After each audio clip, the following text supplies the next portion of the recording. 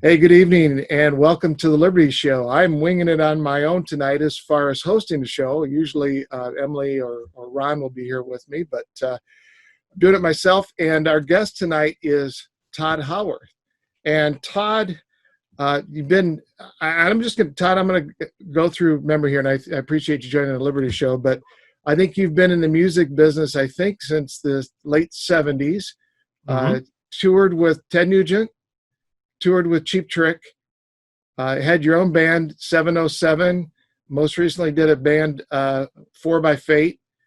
But I think you're probably best known for your association with former Kiss guitarist Ace Frehley and Frehley's Comet. Would that be correct? Well, Steve, thanks for having me on here. This is great. Yes, the most notoriety, popularity would probably be Frehley's Comet with Ace Frehley. True. The longest band I played with, the next most popular act would have been Cheap Trick, because I played with them for many years, on and off actually. But yes, Ace Frehley and Frehley's Comet. You're correct. Right.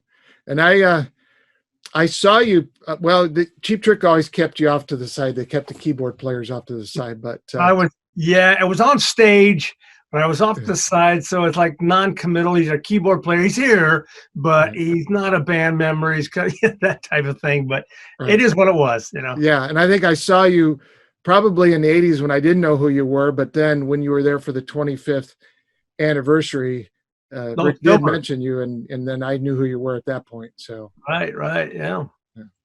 And 25th anniversary was what, 22 years ago, or no, 21 years ago now, which is strange. It was but it was in 2000. Was it 2000? Yeah, 2000. 99. And I tell you why, because it was my wife was we were gonna expect our second child, and she says, "You're going to Rockford for a concert, and I could be having a baby at any time." Yeah, how'd you enjoy the couch that night, huh? Yeah. Well, let's talk about, because our Liberty Show audience might say, well, why, what does this have to do with Liberty? Why do we have a rock star or a rock guitarist on the show? And I've noticed you from your political rants on Facebook, and I would say maybe somewhat of a rarity. But before we were talking about, you're saying that there might be more conservatives out there in the entertainment industry that we know of. So can you maybe just give our audience kind of a brief background politically, where you're at, why you're there, and we'll just kind of take it from there. Oh yeah, the whole, when I was growing up, my father is blue collar. He's worked all his life. Well, actually, he worked very hard up until his early 40s, where he retired. But he's 83 now. But when he was younger, and I was really young, of course, just a kid, my father, all he did was work 7 days a week. And his whole idea to get anything or anywhere was, you want it, you work for it. And that was a mantra that I understood all too well, because it's been pounded into me for so many years. If I wanted something, I had to work for it. When I was really young, if I wanted to get a model car or something that I wanted to build, that's, well, you go in the backyard and clean up the dog duty and sweep the patio. And, okay, well, I'll do that, because I get a model in return. Well, that whole thing, that small short analogy really worked up into way into my adult life, because I never got anything unless I was real fortunate to get something without having to make an effort. Everything I've ever had or wanted, including a music career, I had to work for it. So, and I'm because I'm still blue collar. I mean, I grew up primarily on a horse ranch on the weekends, learning how to do everything. I mean, I can weld, torch, construct, wire, plumbing, all this kind of stuff, and I've polished it over the years. But this type of activity has served me well in between the highs and lows of my music career. So, I was never, I did some college, but I was always, musically involved, and I could never really complete the college, because I was either doing I was even doing tours, or I was doing physical labor. And I just learned that if you want it real bad, you got to work for it. And that's where my stance is still to this day. I mean, I'm still working. I'll be 63 in September. and I still work physically for things that I need, which are larger scale than a model car nowadays. But you know, if you want it, you got to work for it, and that's primarily where my political stance has been for decades. Yeah, yeah. So, like the oh, yeah, individual rights. You know, you don't want to. You're not going to take it from somebody else. Things like that. The more conservative type, libertarian type position. Yeah, it's a pragmatic approach. There's just certain things I don't like on both all political spectrums. I don't care for, but the basics are that you know I should be able to have free speech. I understand you got to pay a little bit of what you earn to take care of those that can't possibly might not be able to earn or can't because of whatever the situation may be. You know that right now it's on average about 34%, I guess, depending on your pay scale or your deductions, blah blah blah. But I don't think that the free speech should be taken away. I don't think that the whole political structure or the political structure of the state should be undermined because a few select people want it to be that way. Here's an idea. You don't like it, you take the small percentage of people that don't like America and get out. It's very simple. There's a lot of things that need to be shaped and polished about this country, and it has been being polished and shaped. But we've got a bunch of disruptors that are coming in and are wrecking everything. But getting back to it, yeah, the Second Amendment. I'm a Second Amendment advocate. Matter of fact, just before this, I was visiting the gun store, for stuff that I needed. The thing is that basic rights should not be erased or restricted or taken away from you because of a new agenda. And I wholeheartedly agree with it. I was born here. I work here. I paid my taxes. I want everything to stay pretty much the way it has been for the structure of those who work. And this is not a quiz or anything. I want to get your perspective on things. But in your opinion, what should the role of government be, or why were governments instituted? Well, God, that's been so convoluted over the years. And it's way too big now. It's way too much into everybody's business. It's like a toll booth. Eventually, they got to keep charging the toll booth because they got people on pensions. They got people on that. So many employees are expanding. The role of government, as far as I'm concerned, should be very small, and it should be taking care of the safety of the people, the safety of the country, the safety of and the ability of the military and all defense mechanisms. Yes, they need to collect a certain amount of taxes to pay for these types of things, but to get deeply embedded into the over-regulation and constricting of businesses and non-businesses, I guess, to benefit their pocketbooks and the insider trading. I mean, we can go on for hours about this, and not that I'm really well versed in a lot of it, but there's way too many fingers in the pie of the government for everything. And yeah, we have to have a certain part of the government that takes care of and washes out for the corruption in certain businesses and the government itself. But unfortunately, there's so much cross-threading of the government that reaches into here, reaches into there, and reaches into this, and reaches into that, and then it all fans back into the political organizations or donations, controllers, huge money contributors. I mean, it's just so badly entrenched in investors. In investing in the government, that's a dangerous, slippery slope. I mean, because then that means somebody's going to want something for some other action that somebody else does. It's overblown, it's overgrown, and it's just, unfortunately, I think they can't afford it themselves anymore, so they have to keep taxing people, businesses, and getting more people in so they can continue to increase the taxes to pay for the mismanagement of our money. And it's getting it's so out of hand. I mean, and it's growing bigger, and they keep feeding the monster, and the monster keeps getting bigger and more hungry. And unfortunately, it's a nasty little carnivorous house of cards. Yeah. So, I mean, in your gut, and you're probably like most reasonable people, government's got too big, and there's just certain things you kind of know instinctively.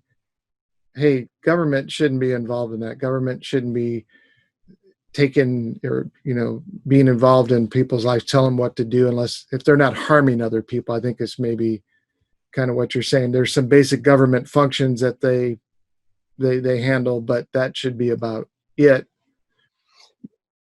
How have you seen California? I mean, the rest of our country, we have some opinions of California, and I don't know if those are founded or not, but how have you seen where you live in California? How has that changed through the years? Well, I never really started to pay attention to a lot of politics until probably the, I guess, even mid 80s, because I mean, I've always, knew what was happening to a very slight degree, but it's changed. The demographics of conservative versus liberals has changed over the years, especially since the 60s. And then, of course, even prior to that, the early 1900s with World War I and World War II, I didn't really realize just how much of a controlling factor some of our presidents have been, and not for the greater good, for their greater good, but not for the people's greater good, even though they pretended it to be that way. I mean, it's slipped back and forth over the decades, in California, especially for the conservative part and then for the liberal part. And you had that through, of course, JFK, who was a tremendous Democrat, I think, productive, and really stood for the people, I believe, back then. Even though there's all kinds of things that happened there, there's all kinds of things that happened with all kinds of presidents and government back in the day, but you really didn't know about it until later because it was kept under wraps and very tightly sealed, because even then the press was very well controlled. We didn't know how much, but they were very controlled back then. Getting back to California, it slides back and forth. For a while, Southern California had become a little bit more conservative, especially with the Reagan era. I can't pinpoint exactly the decades and times when they would be more Republican or more Democrat. But there was a time where California was, a little bit more conservative in their thinking and their what they wanted to have happen to their money, their earnings, their properties. Then you got into the 60s, which, of course, a lot of those people now are trying to control the nation and have been in control. And they used to be against the man. Well, now they are the man, and they want you to acquiesce to their guidelines and their controlling factions. Unfortunately, a lot of the far left liberal policies have infiltrated into certain parts of California that used to be more conservative.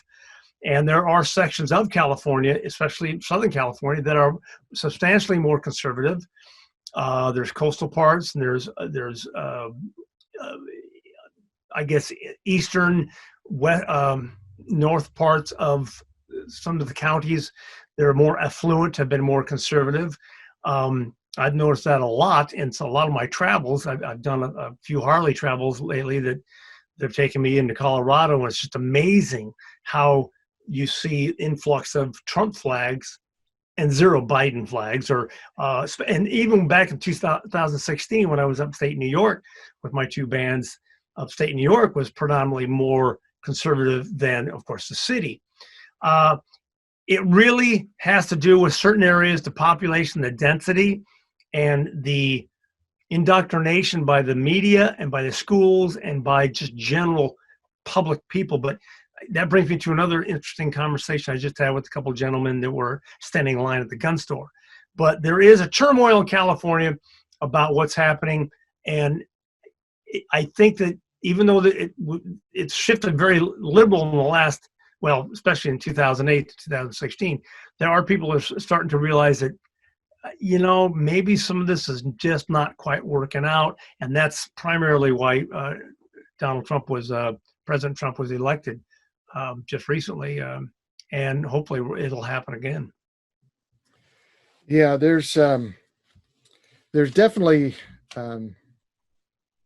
I just remember people could talk politics, but there wasn't all this hate and everything. And I think it's the media, and the media is controlled. I think they're feeding into that. And then I think our school systems too, that's been the indoctrination for years. Yep. Now if I remember right, I don't know if you still do this, but I had heard, I don't know, maybe you said it at a convention one time where I saw you, or maybe it was an interview, but you're like a small business owner too, or real estate. Is that, you dabble in that? My family has commercial real estate here in San Diego. My father, he started two businesses back in the 60s. He was working for cleaning carpets, and I mean, physically doing actually cleaning carpets. We still have the very same equipment, as a matter of fact. And he also had to start up a dry cleaning business. So he had his own business, and he rented an area here in the Point Loma area of San Diego in the 60s. And he rented a building there, and for a few years, then he decided he wanted to build a bigger building to broaden the business. And eventually he parlayed buying the very property that I'm sitting on right now, that his two buildings where he started this business. He bought that property years ago. He invested very, very wisely, and he says it was a little bit of luck and a lot of hard work, and he's very good with the money, with the figures and finances. And so now he's 83, and my mom's 88, my stepmom's 88, and my real mother's 81, and they all get along real fine. But my father and my stepmother we've worked this property up, and actually I've been building and working on this property since he bought it. And so when I'd be on tour, I'd come home and I'd work on things we need to work on, and then I'd go back out and tour. I mean, and sometimes I'd have the luxury of coming home and not having to do anything. Other times I come home and have to sweat and bust my butt like crazy, which that was just part of the deal. Thank God I had another job to come back to. And to this day, I still do that. And so I handle most everything on the property, which part of it's self-contained and checks just come in. The other part I have to manage completely. And that management runs from everything from plumbing, electricity, construction, cement, wiring, you name it, I do it, including re-roofing. I just re-roofed this place about 4 years ago. Took me a year and a half to do, about 24,000 square feet, and I did it by myself. Wow. Oh, wow. Yeah, first and last time for that amount of square footage. Yeah, I don't. That doesn't sound fun at all. No, it wasn't. So as a business owner, and you're going to see probably a lot of my questions here. Sure. It's all about kind of government regulation, reducing government, how government gets in the way, how we can reduce that. But as a small business owner, how anything that stands out, government kind of standing in your way, regulations, that maybe the average person that just, they work a job and they collect a paycheck. They don't understand what the small business owner, entrepreneur has to go through. No, and that's a very good point. A lot of them don't realize, and when they yell about people that make a lot of money or some money, and they should give it up to their employees. Well, the employees were not there when we took the risk, when we put the investment in. It's like my music career has been up and down and up, and I mean, there's points in time when I had to collect aluminum cans just to get drumsticks to do stuff on my solo records because I was flat broke after Cheap Trick or Ted Nugent or whomever I was playing with. I mean, that's a stark reality of it. So the regulatory part of it, especially with the Obama administration, they wanted to flatline the American economy. Everybody knows that because you can't put America into the New World Order or the global society unless you flatline the economy and neuter everybody and every business and anybody that has the ability to aspire to pursue the pursuit of happiness. So they overregulate every move you make. Now here I am, and I put money into my business, my music business, and the family puts money every week, virtually every other day into the property business, and we're taking the risk of thinking, well, hopefully this will pay off because the more we improve or upgrade, the more the business and the whole income will continue to prevail.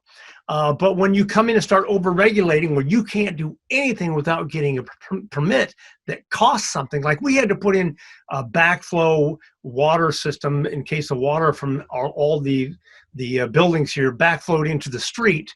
There had to be a certain vent that would make sure that wouldn't happen going to the city's water system. Well, I have no idea how the hell that would happen in the first place, but we had to do it because we're regulated. Now, with that regulation, every year we have to have an inspection. Well, the inspection is not that much. You know, it's 65, 70 bucks a year, but you multiply that by all the businesses that have to have that, not to mention that I had to dig a trench, find the water lines, and reroute all that stuff myself. It's all these types of things that come in and just crush and cripple people that are looking to start a new business, put their money into it, make the gamble, and hope that they can afford to hire some people, some employees to work for them so they can all make a living. Some of the employees not going to make a living. They're working there for part-time jobs to go to school to further the education so they can get a real job. But the over-regulatory system is just crushing. And when you do it so you can flatline American economy, it makes people who are willing to take the risks very irritated. I don't know how much I can cuss here. Not that I need to cuss, but it just really irritates a lot of people that they can take the gamble and they're going to be just squashed. And that's what's happening primarily now with the pandemic, which, you know, a lot of people need to take care of their health. I understand that, but that's another systematic way to crush people and the economy down. And it's a multifaceted, two-fer, three-fer, four-fer for, you know, one catastrophe. They get to crush the economy. They get to upset the people. They get to depress the people. They destroy lives and they're killing people. But that's another subject. So I digress. That's all right. Well, we're going to actually get into that, but I'm glad you didn't cuss because I forgot to tell you beforehand, I'm going to run this on our sister show too, which is a Christian show. So I'm going to have it on 2 channels. Perfect. I haven't said anything that I can remember so far. And we won't talk about any of those on the road stories. So no, that'll be in a book, but that's something else I'm working on. Well, you know, as you talk about that in the work that you did with the real estate, and before that, you had talked about collecting cans for drumsticks. I would imagine, or maybe you tell me, isn't that sort of typical for somebody trying to make it in the music industry? I mean, there's a lot of hard work, sacrifice, no money, doesn't pay off. Go ahead. I'm sorry. Is that? I mean, that's kind of typical. Your average musician doesn't make a living off it. I mean, it's a struggle to make it. Put it that way. It is tough. It depends on how you utilize your musicianship or your abilities. Like for me, I started my first major recording act was a band called 707. And I went out and toured in I think it was early 1981 late 80 with REO Speedwagon on the High Infidelity tour. The smallest crowd was 8,000. The biggest crowd was the festivals. We were playing, I think, I don't know, 40, 50,000 seat massive stadiums.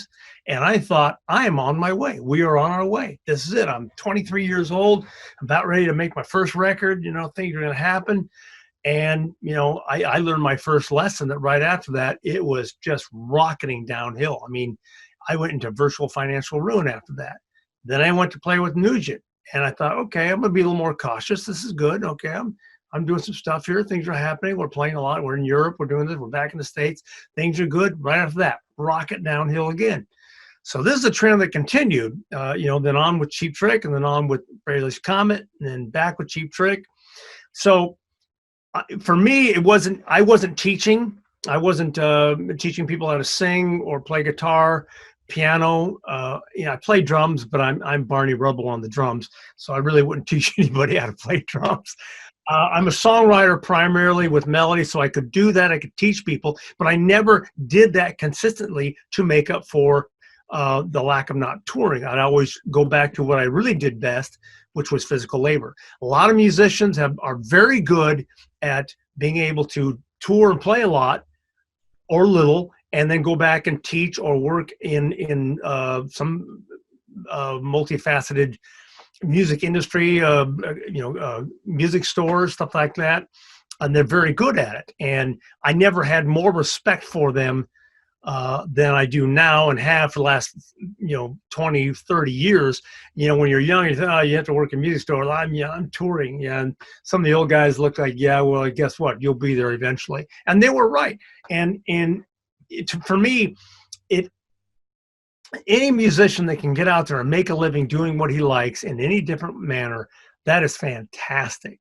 And I'm still working with people now on the East Coast that they have to make ends meet however possible. And it doesn't, to me, it's like, God bless you. At least you're doing that. You're making it happen, and you still get to do something that you love. But yeah, it's been very tough for me because I would, I'd be playing in front of, thousands and thousands of people, and the next week, things were bad, and I was moving furniture for a furniture company, or packing Girl Scout cookies, and that's the truth. That's going to be in my book, and it's very humbling. So I never thought of myself as a rock star. I never was a rock star personality. I was a pragmatic musician who knew that when this thing ended here, I've got to go back to blooding up, scarred up my hands and my arms doing physical labor, because that's just the way it worked for me. You said you thought you're on top of the world at 23. That reminded me. And you remember my son, Andrew, I think he gave you the paper. Yes. Yeah. Yes, it's still in my bag. I have 2 orange amplifier bags, and I feel so bad because I'm so, if I'm not trying to plan a vacation, usually it sits in the bottom of this one, but it's in the other one. So I promised him I'm going to read it. I'm going to read it. Oh, okay. Well, Andrew he's 23 now, and he just started his band, and they just started playing out, and then everything started shutting down. And they got an EP coming out next month, and they were going to play some places, and it's just like, just shutting down. But that just that reminded me, and Andrew's going to watch that. The work and everything that you put into the band. How do you think then that some people in the entertainment industry, because that takes a lot of work, how do they end up getting to be these leftists where they want? Well, yeah, I call it Bubbleville. Unfortunately, there's probably many different ways, or a few different ways they become that way. It's like a tour. When you're on a tour bus and you get on the tour bus after a show and you go to the next city, and everybody's, all hyped up on adrenaline, and maybe some people having some drinks and whatever. And you get these great ideas, and you're within this bubble, and you're like, oh man, we could do this and we could do that, and you could do this and that would happen, and oh, wouldn't that be wonderful? And you have this circle of small government in either the front of the bus or the back of the bus, and where you watch videos. The thing is that the same thing with a lot of entertainers. They're surrounded by yes people. Not all of them. Some are very smart, very brilliant, and they make their own moves. But they're surrounded by yes people, and then they're surrounded by the idea of what's the betterment for the country. And a lot of it is they're right about what the idea they want to put forth. What they don't see, or a lot of them don't remember, is how they used to struggle beforehand, and they never had to keep pushing, shopping or vacuums or whatever physical labor they had to do into their 20s, 30s, and 40s, because they're already making it at 20. So the perspective becomes, I think, jaded. They're surrounded by other people that are very wealthy, and they all have this idea of, wouldn't it be great if, college was free? Well, no, it's not free, because somebody's got to pay for it. It's either going to be your children and taxes, because the as we all know, especially now, the universities are not giving up their tuitions, and the college professors, they're not giving up their income. Somebody's going to pay for that free college. So I don't know where they get the idea that everything free, or everything no borders, no police. How is that a good idea? You bet your butt they're not going to do that when they go out without their security detail. They've got security detail around them. They've also got their money when, and if things shut down, they can live off their money or their investments if they're smart. But it's a superficial process of thinking that if they proclaim this liberalism, that everybody will go by the rules of that and everybody will share. Well, no, they won't. And that's unfortunately, as the old adage goes, you eventually run out of other people's money, and we're usually the other people. Let's talk a little bit about, we'll kind of wrap up with what's going on currently right now, with the whole, like you mentioned it earlier, pandemic and the mask wearing. What's the environment like in California right now? Are people complying, or are you seeing people, are they protesting and not complying with the orders? In California, in the areas that I've been in, there was initially a lot of people wore the masks. Some people didn't wear the mask, me included. I mean, even when I'm outdoors and I'm by myself, not surrounded by people, I've been wearing masks on planes for tours quite some time, especially when I have to sing, because I didn't want to get a cold, which goes into my chest, and then I can't sing as a lead singer. It's devastating. So I wasn't too upset about the mask, but the whole idea of, especially when they start lying about the numbers and they find out they're lying about the numbers, or they start classifying certain things as COVID-19, which we've all heard about how much of that stuff has been a lot of duty. California, a lot of people are wearing masks, especially now, because even the people who are somewhat resistant, they feel like, well, I'm going to do it because just in case. I mean, some people are saying just in case, and there is a cootie out there, definitely a cootie out there. Now, the depth of this cootie, we're never going to know the truth to what percentage, what demographic of truth that really is, because so far it doesn't seem to be as big as bird flu or SARS, or even maybe bigger than Ebola. I'm not even sure. I haven't checked the stats. Again, where do you check those? Because you can't believe the figure. But most everybody are wearing the masks. I wear them. You have to wear them going to some stores. And I had not a confrontation, but a discussion with a guy in automotive battery place. I said, I'm not gonna put the mask on. This is months ago. He says, look, I'm gonna have to ask you to step outside. I said, fine, I'll step outside. And he said, look, I need to comply, because if I don't, then they will shut me down. And at that point, and I knew better, but I thought, you know what? Yeah, you're right, because if people don't comply, they're going to shut you down, and you're just trying to make a living, dude. So I have a different attitude about, I'll put the mask on, so the people that are trying, these are the investors, the gamblers that are taking a chance on their business, they're trying to make a go of it. I'm going to wear the mask. A lot of people are wearing the mask. You can have an expression, I don't want to be wearing the mask, by not wearing it when you're out in the open by yourself, and that's what I do. I take it off because I don't want to wear it out in the open, because I don't believe it's floating around, just airborne, floating around, waiting for, to attack somebody that's, 20 feet away. I just don't see it as such. But there's people are complying, and they all have varying degrees of reasons why, but pretty much people are wearing the masks. Yeah, and I can understand that with like that small business owner. My wife has done the same thing. I mean, she is very, and we both are. We, at this point, we don't believe it's as dangerous as they said, because it was supposed to be, we were all supposed to be in hospitals back in May.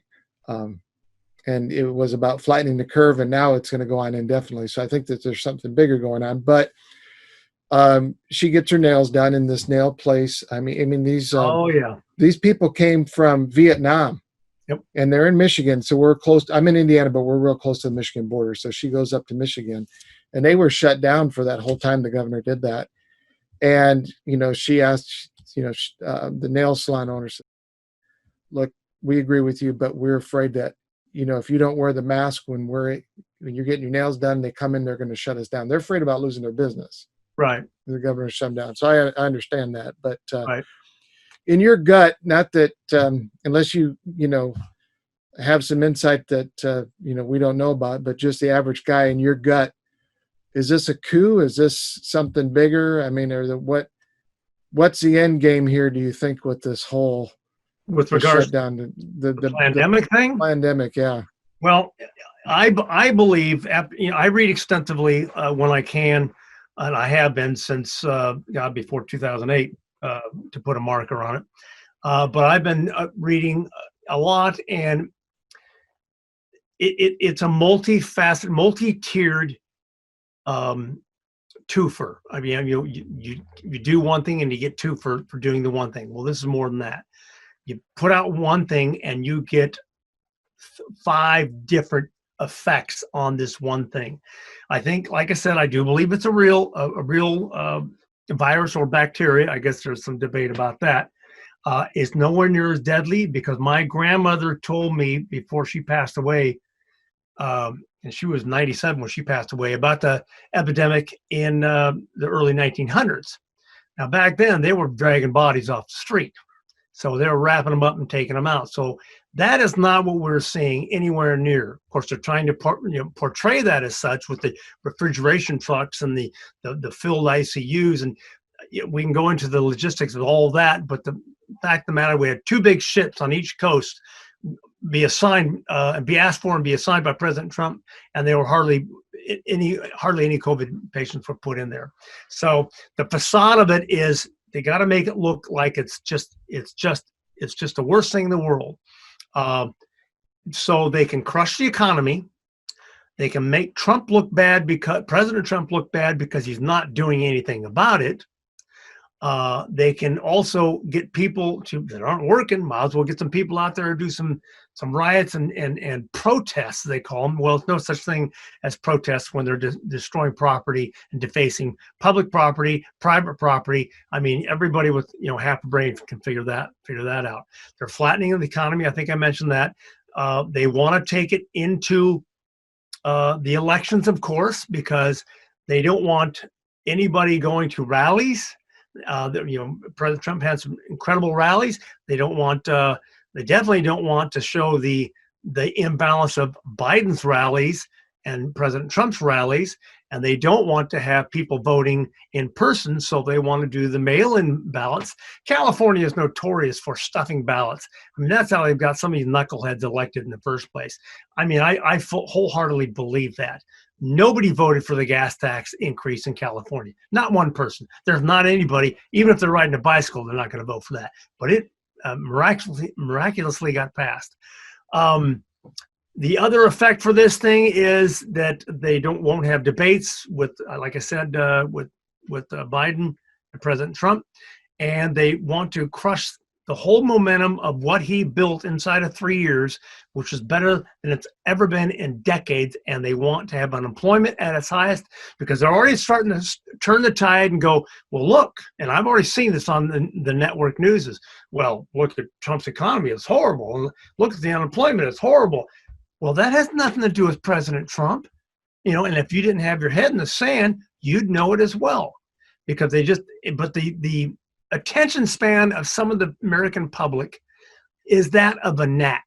They won't remember it because they're too busy doing other things, or too busy with the shiny rocks and sticks and whatever else they're getting for free, that they won't realize what's happening based on legitimate readings or media. That, I mean, all the mainstream media, they're all in the pocket. They've been in the pocket. I mean, Mark Levin had a great book out, I think, what was it? Unfreedom of the Press. I read that book slowly because it is unbelievable how they've learned how to manipulate the press. Even was it, I think, World War I or after World War I. It's amazing what they learned how to do. But it's a multifaceted and multi-tiered effect to try to get Trump out of office, because they don't want who the people elected. They want who they can manage in there. It's like dueling attorneys. We need friction here. We need friction here, because if everybody's getting together and getting along, one of us is no longer going to have a job. And that one of them is the people that are most benefit from that friction. And that's what irritates me. This friction faction here destroys lives, careers, virtually countries, and people in general. It's just horrible what they're doing. They're just making us butt heads so they can continue to have a place in our government. And I really, for lack of better or lack of polite terms here, I'm very resentful of that. That's it, isn't it? It's they're dividing and conquering us. Oh yeah, that's what they're fanning the flames. They the racism, yes, there's a lot of things this country needs to polish and do. And we had been doing that. And then when it got too close, too good, and everybody's getting along, well, we can't have that. Let's start fanning the flames here of this racism or this thing or that thing. And all of a sudden we've got this divide, and we have all these brand new indoctrinated youth that goes, well, yeah, that's a good cause. I'm gonna fight for that. Or, yeah, that's a good cause. I'm gonna fight for that because I should, and I've got all this energy and no knowledge. It's horrible. Well, thanks, Todd. I enjoyed talking to you and getting your perspective on things, and it's good to hear that somebody in the entertainment industry is not the flaming liberals or whatever that we all stereotype you as. But book, when is the book coming out? Well, thank you very much. I appreciate that, Steve. The book I'm recording right now. Matter of fact, we're in my little studio. I'm doing 3 solo CDs. I'm playing all the instruments myself. One's heavy rock, one's adult contemporary, the other one's acoustic of all the Frehley's Comet songs that I sang or wrote. And I'm also working on my autobiography, which has been in the works for over a year and a half now. And managing the property. Hopefully, I was hoping to do it, getting everything done by the end of this year. Probably not going to happen. Probably more like the beginning of next year. And it's going to be, it goes through my whole musical life, everything musical. And then, of course, there'll be some tawdry stuff maybe at the end. I'm not sure yet. But at the beginning of next year. And it'll be an interesting read because, there's a lot of big people that I play with and interacted and are very grateful for in that. And so since I'm the only monkey in my little monkey circus here, it's going to take me a while to get everything finished. Gotcha. Is there do you have a website that our viewers can go to? Website is being rebuilt right now. My son is doing it. He's a phenomenal designer in media, but it'll be under Tod Howarth, 1D, TodHowarth.com. And right now it's under construction, so there's nothing there. So okay, I'll have that on the show, when I edit it, so people can go to it when I watch it later, and they can get some of your music and then look for the book. I appreciate that. All right. Well, Todd, it's over now. Sorry, I had to throw in a. It's over now. My song. It's over. Yeah, your song. Yeah. Oh yeah. I wrote that song for Cheap Trick in 1986. Yeah, I remember hearing you say that. So yeah, I do like that song. Thank you. That is a great song. Much. It seems to be timeless, and that's one of the ones I'll be recording on this piano and this piano maybe, and with the string quartet, which is still on this piano, and it'll be fun. It'll be kind of a different thing from the way it was before, but still as powerful and emotional. I think your songs carried the second Sighting album. Thank you. I've had a lot of that. I mean, I've been criticized for trying to take over the Comet, which was not the case. I just had the songs ready, and we needed songs, and Ace didn't. My writing style is different from his. I've always wanted to be heavier when I wrote stuff for Frehley's Comet. It never was as heavy as I wanted to be. Something Moved was more of my style back then, but I don't know. I was hoping for the third record after Second Sighting, which I thought I was going to be part of until I had to leave the band. I wanted to work with Ace a little bit more and get more collaboration, more heavy stuff, and get it going and get his iconic guitar style playing. Unfortunately, that never came to be. So it is what it was. Well, thanks again, Todd. Thanks for joining us.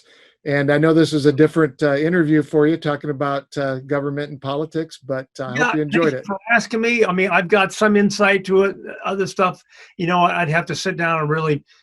I'm still kind of focused on the music thing right now, as opposed to the political thing. But I thank you for asking me, and I'm glad I could put something out there, and hopefully some that makes some sense. Yeah, and it's the you're the average guy, the kind of gut feeling of what's going on, and so I enjoyed your perspective and some of the music stories too, and just your and I'm sure you're in your book you'll have this about just the struggles of the music industry and what the work that you had to go through, and it's not all fame and glory and money and incredible amount of work. I just one thing was when I was learning how to do all the Cheap Trick songs, I never rehearsed with them. I just learned the set in a small cold garage outside up in the hills at the horse ranch, because that's the only place I could sing and play, and it was freezing in there. And I had this plate of records and cassettes, and finally when I got to the point where I thought I was right, I said, okay, I'm ready to come in. And I flew out and watched 2 shows and went right into the concerts. Wow. Yeah. Wow. Did not know that. Yeah, that's cool. That's in the book as well. It's just, the struggles. You sink or you swim. And that's the way I look at preserving the conservative view. You make the effort, you make the investment, you sink or swim, and then you try again. That's right. That's what capitalism is: failure, success, failure, success. Yep. So you learn what not to do the next time. That's right. All right. Thanks for watching, everybody. We'll see you next time on The Liberty Show. Thanks again, Todd. Thanks, Steve.